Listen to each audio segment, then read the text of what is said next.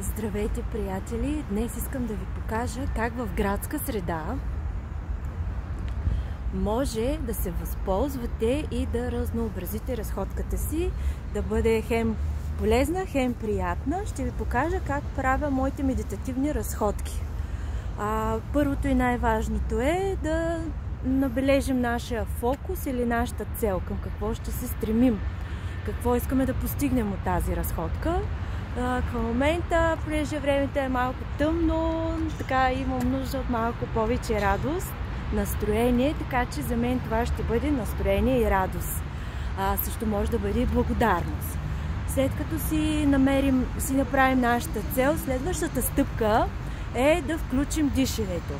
Забавяме крачката, ако бързаме, поемаме си 3 дълбоки вдишвания, издишвания и започваме, като може да си отброяваме 4 крачки вдишваме и 4 крачки издишваме.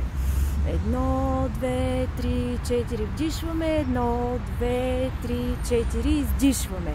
Следващото, което добавяме към това е вдишвам с вътрешния си глас, казвам моята цел, да бъда по-радостна и отброявам до 4. Вдишвам, правя 4 крачки.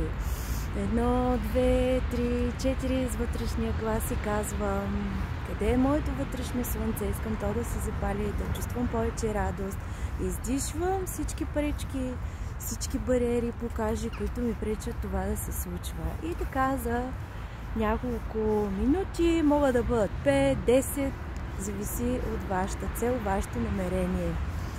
И така, това е моята малка тайна, как в града да постигна хармония.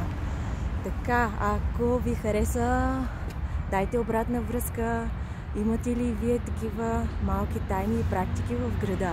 Много скоро!